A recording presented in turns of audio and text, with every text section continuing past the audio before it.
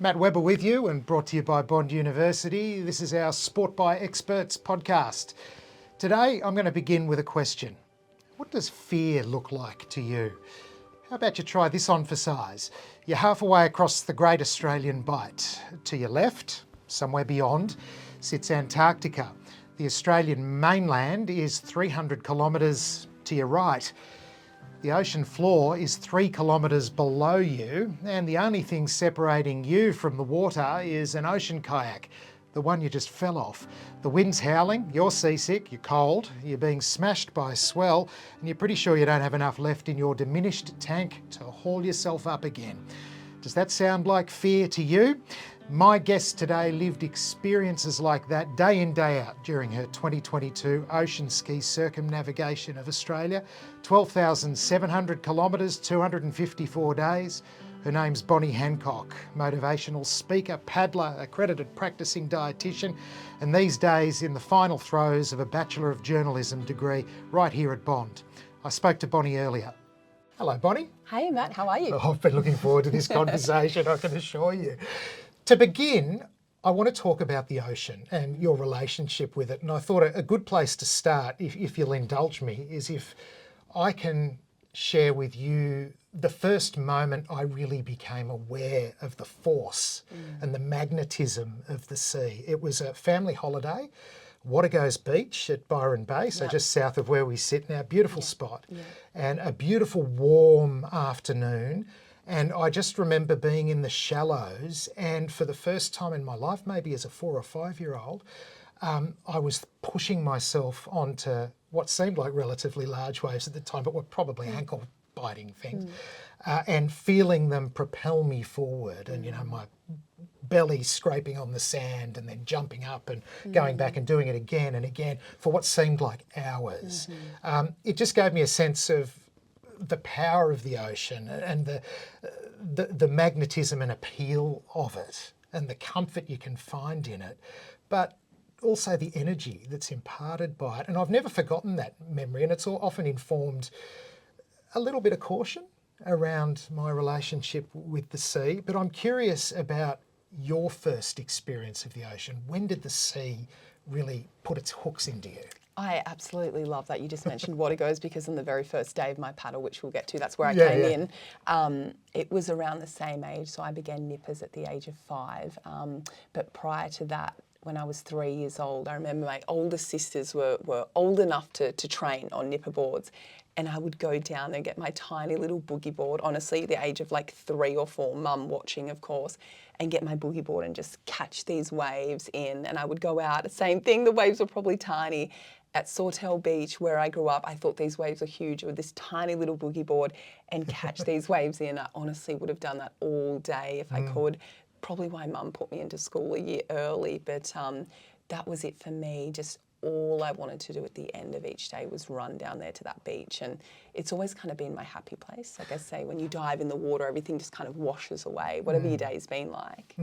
And Sawtell, so mid-north, New South Wales coast, your relationship with surf lifesaving too, so that was a fairly early introduction? Absolutely. So you're allowed in the little green caps, I think it's, under 5s and 6s, so I literally was 4 or 5. And you start on a tiny little, the boogie boards, you progress up to a foamy board at 6, and then at 10 years old, you're allowed your first fiberglass. For me, it was never a new board. It was always hand-me-downs from my 2 sisters. I think any kind of middle child can relate to that. But I just loved it. I've never felt, I wouldn't say scared of the ocean. I definitely have a respect for the ocean. And even now when it's huge surf out there, it's there's something about it that almost gets you excited. You do have, I guess it would be unfair to say I don't have any fear, but it's this deep respect for the ocean, knowing what it's capable of. And I think you're foolish if you don't have that bit of respect. So from being in the ocean pretty much every day of my life since the age of 5, I've just developed this amazing relationship, and I think it's turned me into quite a spiritual person in a way, I'd say. And also a fierce competitor. You've competed in surf lifesaving for a long time. What about your introduction to that? When did the fire start to burn in your belly? Yeah, I was telling someone this the other day that the age of 10, which is when I sort of first started racing within surf life saving, I asked Dad to put up a chin-up bar in the backyard at the age of 10, and at the end of every session I would go there and I think I could do maybe 3 little chin-ups, not proper ones. I've always been really competitive, and I think a lot of that also came from being really physically small. I was a lot smaller than my 3 sisters, including my younger one. I had to really work hard, basically, to achieve anything. I'm not a natural athlete. I wouldn't say I'm particularly naturally coordinated or talented. And it took me until year 12 to actually win Sportswoman of the Year, because my sisters won it every year. So I think there's something about that, being the middle child, being really physically small, kind of to not get overlooked, you have to kind of fight that bit harder. It's kind of stayed with me since. And even in the series, I'd have girls who were, 6'2" either side of me, and I was, I'm not physically that tall. So I feel like I've always had to have this work ethic that's kind of served me well as I've gotten older, I guess.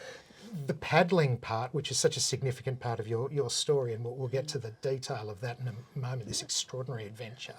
But am I right in saying your love for it was a relatively late thing as far as your suite of skills in surf life saving are concerned? Absolutely. Kids these days now are getting on a ski or certainly a kayak at the age of even 12, 13, kind of more seriously paddling at the age of 15, because in life saving now they have the under 17 ski race. When I was coming through, they just introduced ski into the under 19s category, so you didn't need to get on it until you were 17. 17 these days is considered really old to start ski paddling. So it was 17. I remember I couldn't carry the thing into the water. It's 18 kilo. I was at Sawtell dragging this ski into the water, like people watching, is she all right? Literally the first, I think, 6 months of my ski paddling journey was me just throwing the paddle in and trying to swim after the ski after I'd lost it.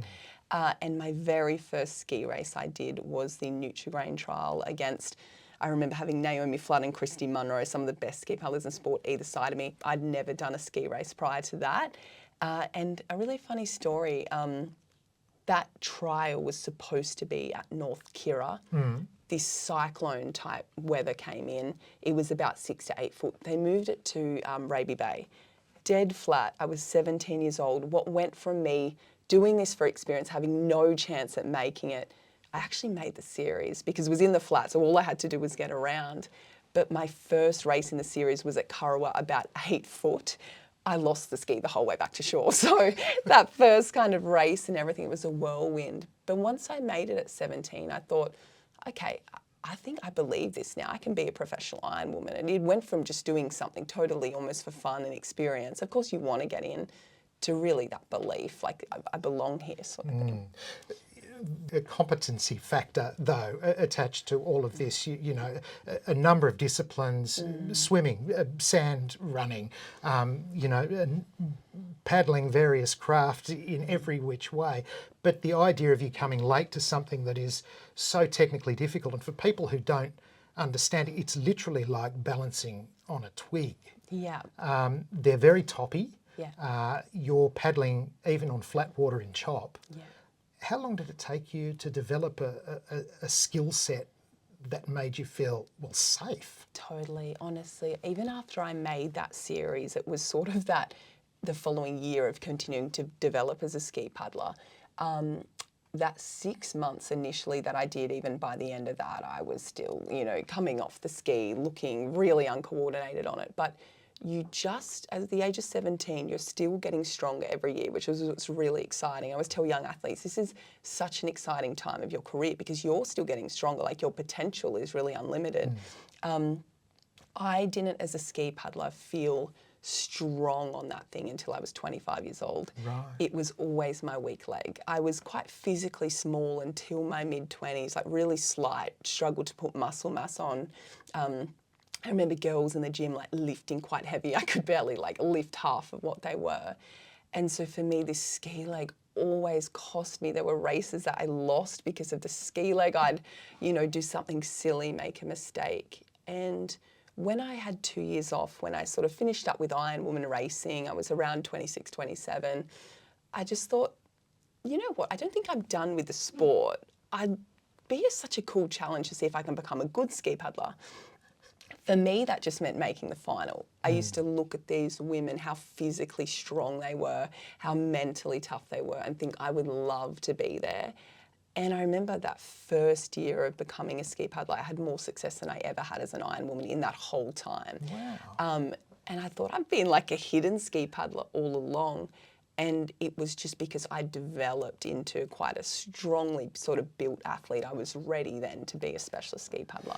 I'm curious to know about your rough initiation, all those times where you fell off that thing, the skills that you learned in terms of the tenacity to get yourself back up on it may have served you well a little bit later in this story. Absolutely. We'll get to that. But the idea of circumnavigating Australia, I mean, going from someone who took up skiing at 17, took about 8 years to become proficient, your skill set started to rise thereafter. It still seems a bridge way too far to consider going around Australia. This is the stuff of insanity, Bonnie. 100%. What were you thinking? What on earth Maybe were you I wasn't. thinking? It was COVID. I think we'd all gone a bit crazy Yeah, by well, that this is stage. true, yeah. I wasn't like a sourdough bread maker or like any of that. So I'm like, what can I do in this crazy time? Honestly, it was a book I found at the library that inspired. It had never crossed my mind to paddle around Australia. Like, who would do such a thing? But I went to the library. It was like the only thing open on the Gold Coast. I picked up 3 books. It was literally like the last book that I got to was a book called Fearless by Freya Hofmeister. She's a German woman who paddled around Australia in 2009, beating the 3 blokes before her. Read this book, got a chapter in, and I was like, I wonder if I could do that. Just this crazy like little thought, like, I wonder if I could do that. And by the time I closed that book, I was like, my mind was set. I was like, I'm not only going to do it, I'm going to beat her record. Like, I'd never felt so determined to do something as when I was 17 and wanted to be the Iron Woman. I had that similar feeling, or when I made that first series. But I had this thought, and then I opened my laptop and started researching. And I learnt that the sharks like the warm and the cold water. I learnt that the crocodiles inhabit 1/3 of our coastline. I looked at all this stuff, and honestly, after 6 months, I closed that laptop and I went, it's too much. Like, I'm not doing it. It's too big of a risk. How far had you paddled? What was your record? 50 kilometres. 50 kilometres. 50 kilometres, which was in Hawaii. It's in a race. You've got all of your competitors around you. You've got a support boat. You're only, I don't know how far offshore, at maximum point, maybe 10K offshore, right? This thing, at your furthest point, you're 500K offshore. You're definitely going to encounter sharks out there. And what I was doing in that 6 months was looking at photos of crocodiles and sharks, trying to envision what they would look like as they approach me. And people go, why would you do that? Because if a shark comes up to me on that scale, I want to know what I'm kind of in for, right? Like, I didn't want to kind of have a shock. So I was researching, but in the end, I was like, this is literally too much. It was $250,000 to do it. We just bought a new house. We'd have to sell everything. And I had 3 dietitian clinics. But that afternoon, after I closed that laptop and literally was like, it's too much, I had this premonition of being an 80-year-old woman not having done the paddle. And I felt sick with regret. And that was when I knew I had to go all in. So that was the day that I started looking at how I can actually do this, take it seriously. Is there a brief way to describe the planning and logistics of an adventure like this? I mean, the athletic part we'll talk through in detail shortly, but the safety elements, the support elements, finding a suitable boat to accompany you, the right crew, the timing, the meteorology of all of this. How much planning went into it all? Yeah, 12 months of planning, and this is how naive I was. As a full-time pretty much, occupation? Absolutely. Any time I wasn't working in those 3 clinics, I was studying and researching and calling like dozens and dozens of people to get onto a certain Who do you ring? Who do you ring? I know. That's where do you even start? You start by going down to the local yacht club and speaking to skippers who say, oh, you've got to talk to this person. Right. And eventually through maybe, 20 phone calls, I got onto the top sort of super yacht captain in Australia. And then from him, I got onto Sir Roger Battam. He's the top meteorologist in the world for skippers and super yachts. He advises the sailors at the Olympians. Once I had that conversation with him, that's when I decided I was going clockwise, not anti-clockwise. So all 4 people prior to me had gone anti-clockwise around the country. That's because the Lewin current in Western Australia, there's certain currents that kind of push you that way. And Sir Roger Battam said to me, he said, why would you do things as they've always been done? You're trying to break a world record. The East Australian current that pushes the warm water from the Great Barrier Reef to Tasmania is going to be your best friend while your body's conditioning. So his idea was you want that help while you're in agony for the first few months and your body's conditioning to be an ultra endurance athlete. Because of him, by the time I got to the bottom of the country, I think it was about a 3-week gap I had on that world record. And my first lesson was to not be afraid to accept that you don't know everything and to listen to experts. And when you trust those experts and trust those right people, it's going to pay off. So it was 12 months of listening, finding the right people, and just doing everything I could to come up with some sort of plan for this crazy thing. To launch day, 2022, Mermaid Beach, I think you took off from. What are you thinking as you drag your ski down the sand? Or you were hoisting it on your shoulder by that stage, I'm sure. But you're plonking in the water thinking, I've got 12,700 clicks to go. Yep. You have no idea what it's going to feel like. Totally. What's ticking around? I actually have a really funny story for you. So as an athlete in any sport, if you're a golfer, tennis player, like the number one rule is check your own craft. Like you don't leave that to someone else, right? It's your responsibility. We've always been taught that in ski paddling. I got into this ski. It's a brand new $6,000 ski. It's been sponsored out the packet. I was so nervous about my 7 Sunrise interview, I forgot about checking my craft. I get into this thing. I can't touch the pedals, basically. I've got like one toe that I can move. Now, I've got hundreds and hundreds of people on the beach. I've got media filming this, and I get into my ski and I'm straining for the pedal. I'm like, oh my God, I can't even turn. That's part of your balance mechanism too, totally. Isn't it? Yeah. And so that's all I was worried about was this stupid ski being too long.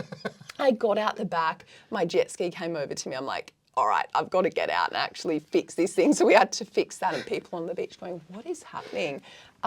Biggest rookie error. It just gives an insight into there was a lot going on that morning. But on the flip side, I didn't really have time to get nervous. I didn't have time to think about too much. There was so much logistics behind the scene, having a 38-foot catamaran with a crew of 5, communicating with that cat. And it was kind of like the theme for the whole paddle. There was so much to think about and organise. When it came to paddling, it sounds ridiculous. It was kind of the simple part in a way. There are many aspects of your trip that are worth discussing, and I'd like to talk about, the natural wonders that you encountered on the way around, and the various bits of geography and the like. Perhaps we can get to that after this, though, because I want to focus on the most torturous elements of it, first and foremost.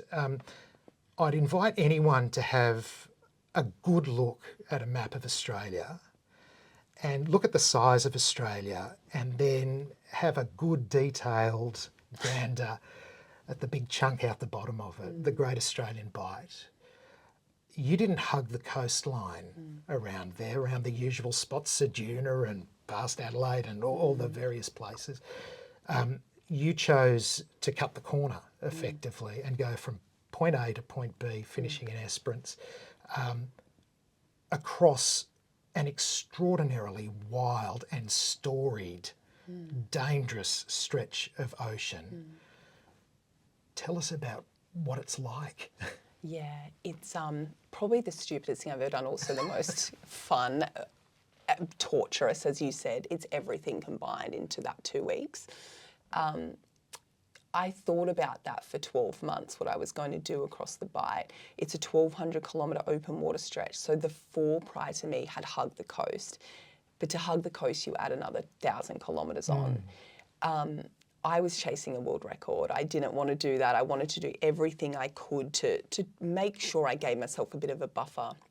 The reason for that is that with this, you can get stuck for 2 weeks behind an island or something if that wind gets to 40 knots. So I thought, if I can do this, I'm going to give myself about a 2-week buffer on this record.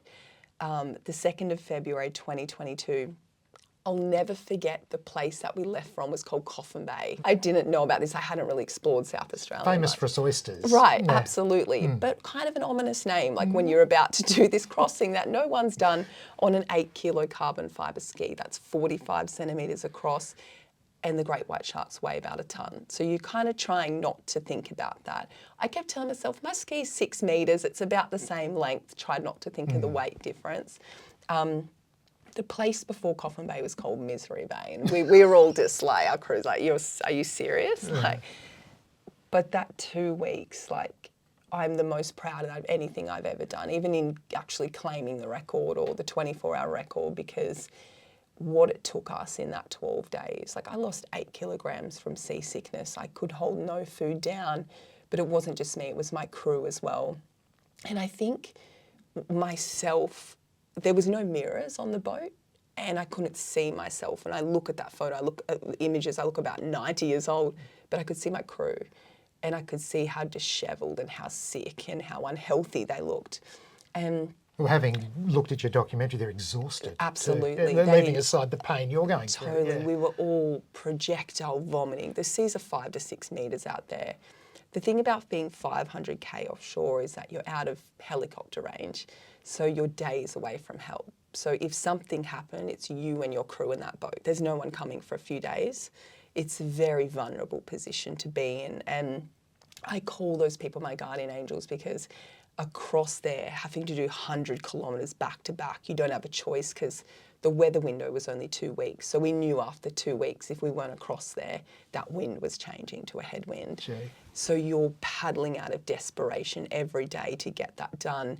You've got side chop, you've got just wind swirling everywhere. And I just remember the sky being grey for that 2 weeks, just kind of reflected the mood.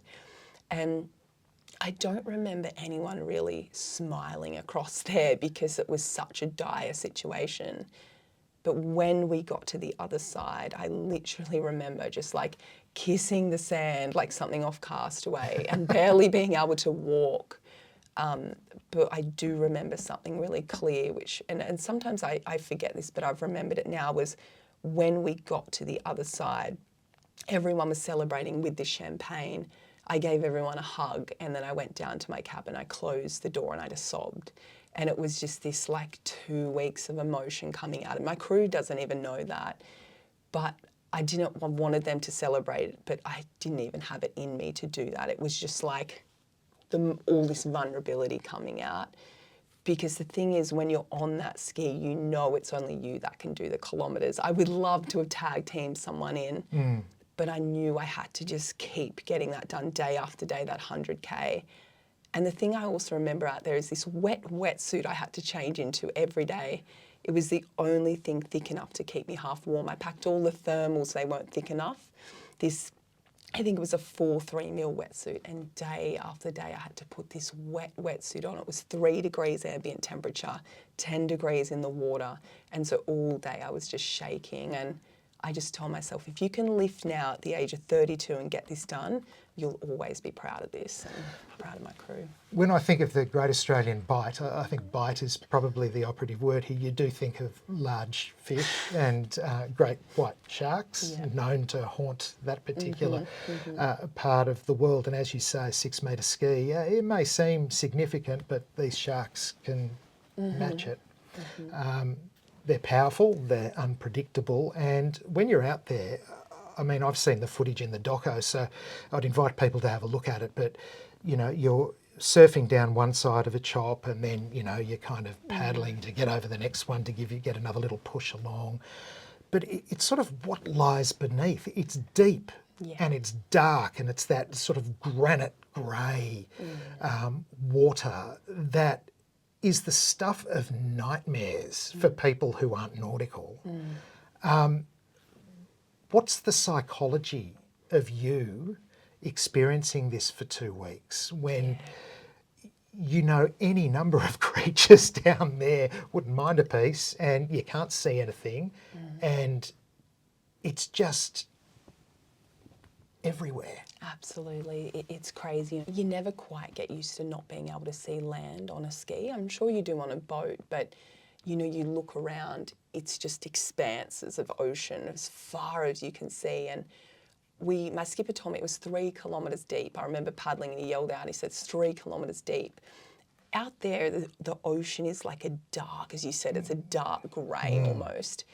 And you would see shadows. Like I would be paddling and see a shadow. I'm like, that wasn't seaweed. And you just wait for that like bump on your ski. And then you wouldn't come and you just keep paddling and you think, do I tell my crew? Do I get someone to watch? But you'd paddle for another couple of hours. You wouldn't see anything. You'd see something again. It was always a shadow. But you know, the thing that I also remember is not particularly in the Bight, but this was more so when we were closer to shore, seeing like the tips of fins. Because the thing with sharks is they don't show themselves to you unless they want to be seen, right? They're very smart, they're very calculated. And the times that I did have sharks come up to me was when it was more of that aggressive nature, and the great white shark in Western Australia that my crew saw, they say it came right up next to me to show itself and then took a deep dive basically, and they were pretty terrified on the boat not knowing what was going to happen. But out there I would see like the tip of a fin and you'd think, was that a dolphin? Was that a shark? Like what was that?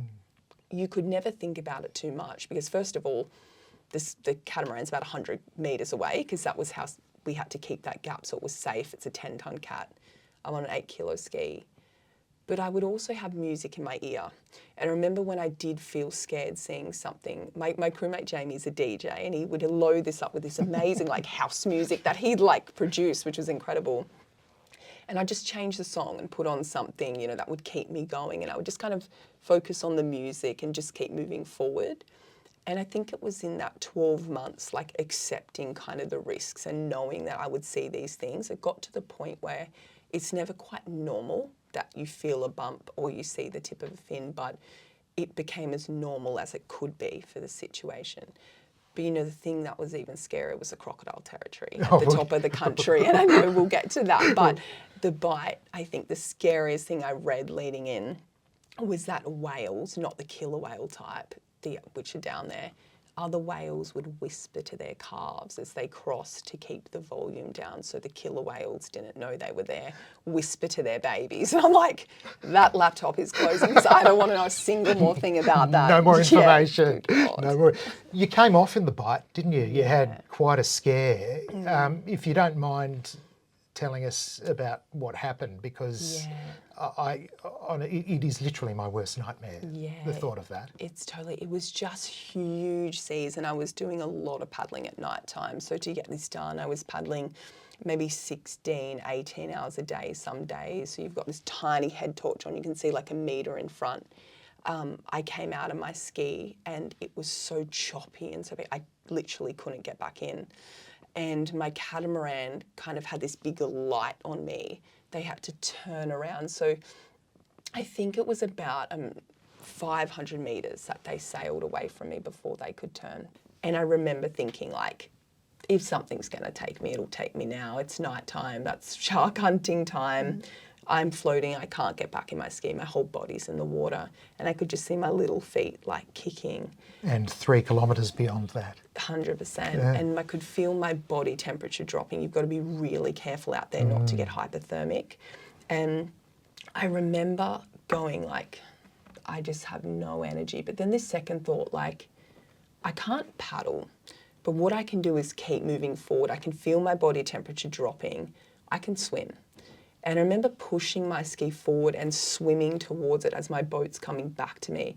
And that kept me warm enough. I was still freezing that to get the space blanket out. I was a mess when they got me on board. But to the fact that I kept moving forward and swimming, it kept my body temperature up enough that I was able to get on and paddle the next day. So I think whatever situation you're in, it's kind of like a bit of a metaphor, like you can always do something. And for me, it was doggy paddling 500k out to sea to keep my body temperature up. Yes. And I go back to those formative moments when you were learning to ski, all that time you spent falling off and rolling off like you're on a greasy log. I wonder if in some way that informed your present in that moment to teach you, the value of resilience? I think it does. I think as an ultra endurance athlete, I think if I was a natural athlete and things came easily and I was, tall and strong and always, found it easy to paddle a ski, I don't know if I could have got this paddle done. I've had to bloody work hard for every single thing I've ever gotten, and I think as an ultra endurance athlete, that's one of your biggest strengths, really. You overcome the Bight, you get to Esperance, and then you make your way up the west coast, the beautiful west coast of Australia.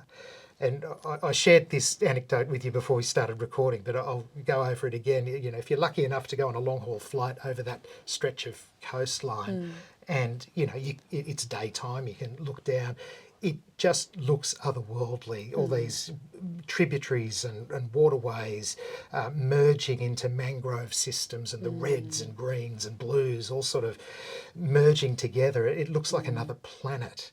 And ever since I've met you and learned about your story, I can't help but think that there would have been someone at some stage flying over that part of coastline and looking down while little old you was down there sploshing your way north up the west coast of Australia, the only thing for miles around.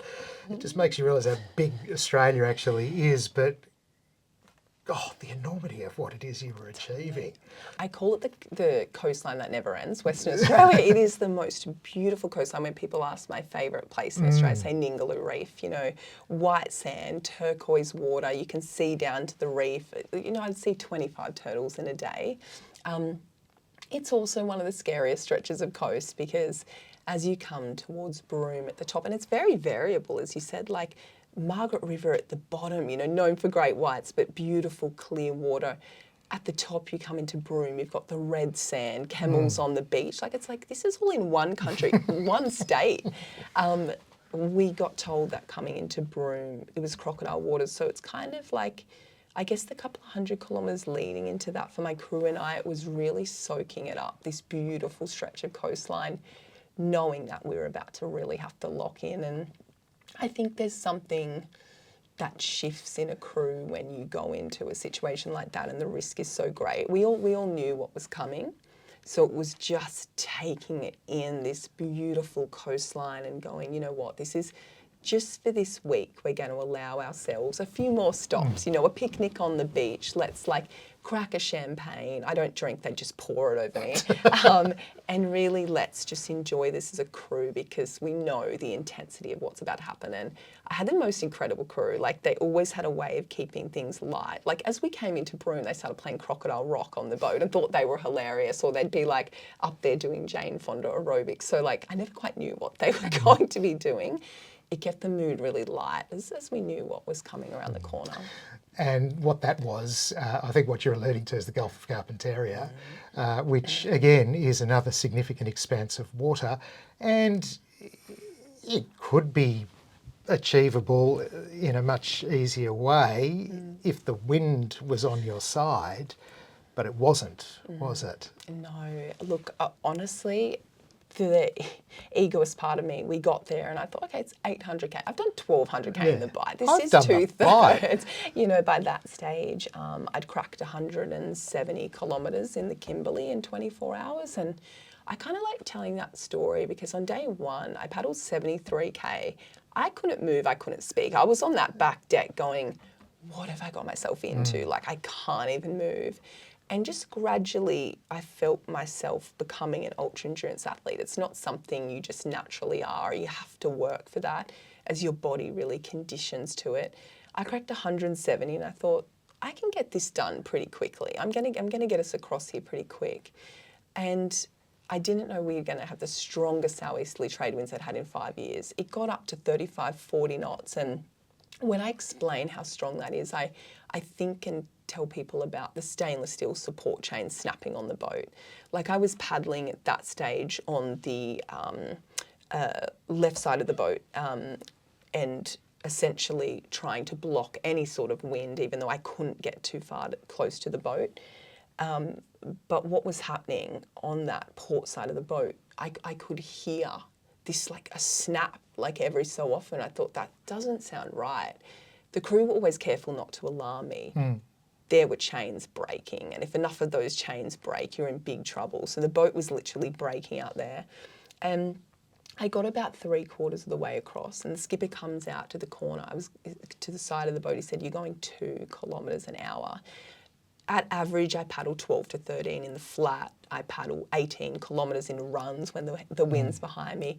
And at my fastest, I was going 27k an hour in the Bight, which shows you how powerful that surf is.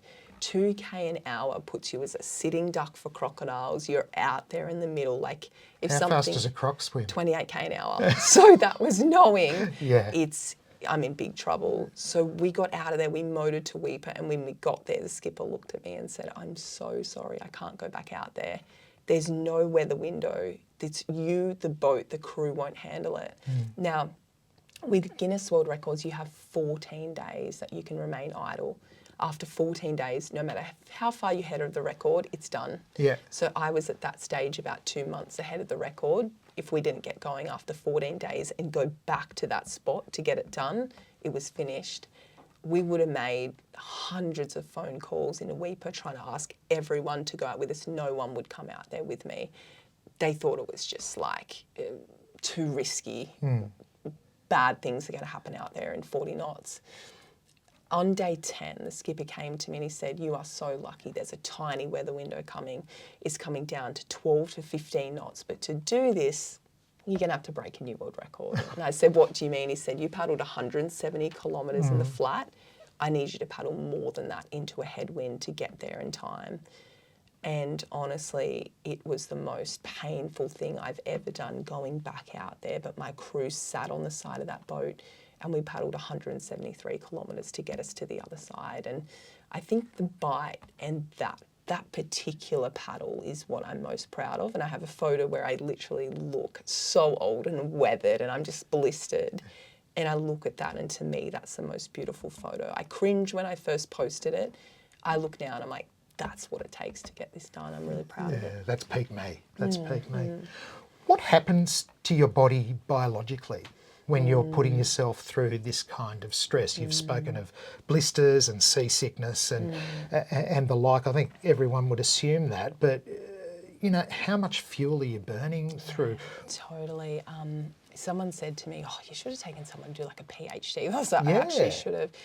As a dietitian, the worst part for me was knowing the muscle breakdown that was happening. So I was losing weight, but I could feel my muscle decreasing because I couldn't meet that 6,000 calories that was required. 6,000? Yeah, so out there. That's a lot. It's so much. And you think when you're seasick to try and get any sort of food in, I could feel my body getting weaker. And there were times actually across the Bight, about halfway across, I lost the ability to walk. So I actually had to crawl to my ski and crawl back on the boat.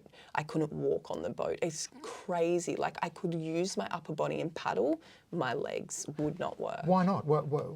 I had basically deconditioned in my lower body. So from spending so much time in the ski, I had like very minimal muscle mass and just no strength in the legs. So all I was doing every day was basically upper body and coming onto the boat and just basically sitting there. And so my lower body, I remember the day I went to stand up to go and get ready to paddle. I couldn't stand up. And I said to my crewmate, I was like, "Can you help me up?" He helped me up. I couldn't walk, I couldn't stand. And I remember crawling and I thought, I need to really move here. Like, I'm in big trouble. And when I got to the other side, we actually called the ambulance. They came and got me out to go to hospital and they pumped, I think it was around 3 litres of fluids into me with electrolytes because my body had just been depleted. So it was electrolyte deficiency, like muscle catabolism or breakdown, like all sorts of things happening. And funnily enough, we actually had a police escort because it was COVID time and I don't know where they thought we'd caught COVID out in the ocean for a couple of weeks. But my crew had to stay on board for a couple of weeks because we entered into WA. At that time they had an exemption and I had to go to hospital. So for me, the biggest one was the muscle mass loss, that strength loss. And I'm sure like a physiologist would have, there was so much going on that I'm kind of glad I didn't have someone there because I'm kind of glad I wouldn't have wanted to know what else was happening. Amazing, amazing.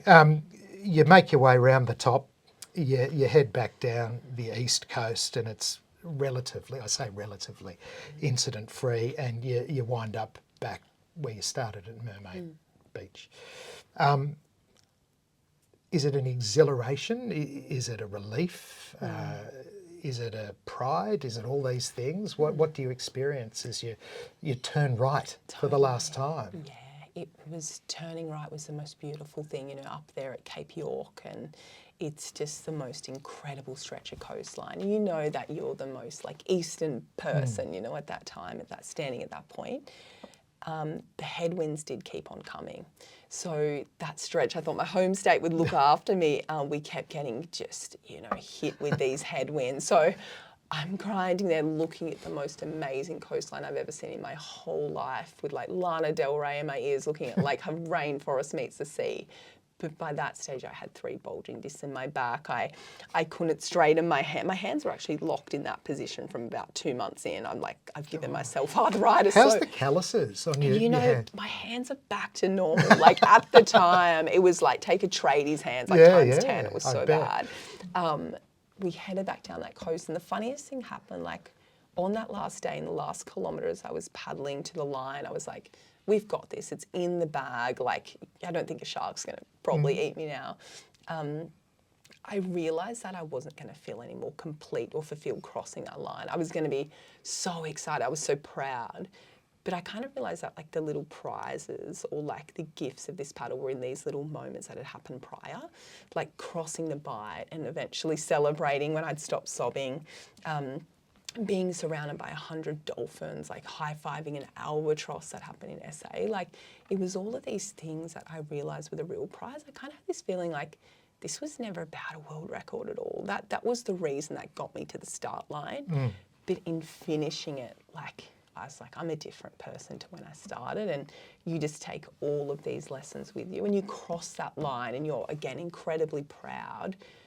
But it was the little things that happen along the way. And I often say that to people, like, never miss the opportunity to look right. And for me, looking right, because I went clockwise, was looking into shore when I could see it. And it was not missing like a beautiful sunset or like a, you know, cave on the beach or something, because I spent the first month rushing, head down, trying to get a record. When I slowed down and actually started looking right, I'd remind my crew, tell me to look right. That's when I felt myself starting to get physically stronger. That's when I started paddling longer distances, when I actually enjoyed what I was doing. And on the times that there was nothing right, I would look left at my crew and they would be doing crazy things on the boat. So there was always something to be grateful for, I guess. Has it changed your relationship with the concept of mortality? You know, putting yourself on the edge of your mortality for a long, long time, 12,700 kilometres, a number that, if you got it tattooed, I'm sure So I should. I don't have any tats. I need to get one maybe. But does it alter your feelings about what you're here for and what follows and all that sort of thing? It does. You have a lot of time to think out there in the ocean. I think what it did out there was make me realise that it's okay to rely on others and it's okay to be vulnerable, because essentially I was vulnerable for 8 months. Every day when you climbed into that ski, you knew what was at risk. Like, you knew what was in those waters. And I particularly remember in the Northern Territory, you know, my crew spotted 3 crocodiles at different times, and they would at night time do spot checks every 5 minutes with the torch, looking for crocodiles around you. You never quite get used to that. But there was always this feeling like going back to that 80-year-old who hadn't done it, that I realised I would rather do this, even though the risks were there every single day, than wonder what if, and wonder what might have happened, and wonder what it would have looked like to see the 12 apostles from water, or, you know, wonder what like a sunset over the ocean in Western Australia, like hundreds K out to sea, looked like. And so I realised that the risk was worse for me not doing this. And that kind of drove me as well, because I've always been a creator, an adventurer. Through COVID, I think many people felt like stifled, like in lockdown. And so maybe it was that feeling that I thought, no, the better scenario and opportunity for me is to get out there, to see the world while I can and to see what I'm capable of. So I think there was more at risk not doing it. So what does success look like for you now? Success. You've set a fairly significant bar. Yeah, you know, it's funny because I think if I hadn't have done the paddle, I wouldn't have ended up at Bond. And I have this feeling every day that I walk on this campus. You know, I'm lucky enough to be working in the sports newsroom too, covering other stories. I have this feeling like, yeah, like this is where I'm meant to be. And when I picked up that book, all of these things that have happened since, like I never could have foreseen that, you know, going to the library that day, reading this book where it would have led me. And I just think I see myself as a very, when I say average person in terms of, I don't think I'm particularly gifted at certain things. I see some people and go, oh, you have like talents, like natural talents, you're incredible at what you do. You can't do that without that natural talent.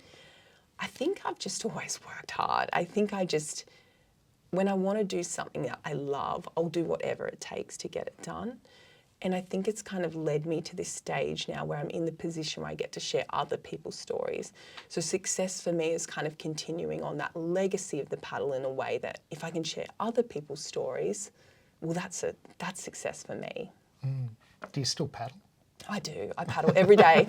Every day? Every day. You know, when I got back, when I came down the Queensland coast, I managed 213k in a day.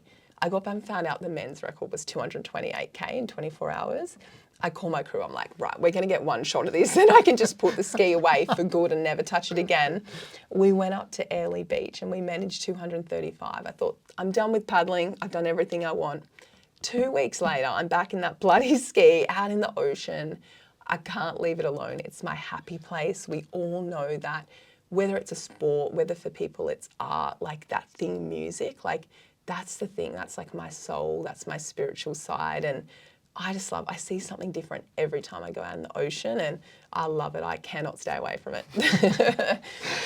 Well, we're lucky to have you here. And I've been absolutely itching to hear you expand on a story that I knew a little bit about. And you've shared some valuable insights for us, some wonderful insights. And thank you for that, Bonnie. Good luck. Thank you so much for having me.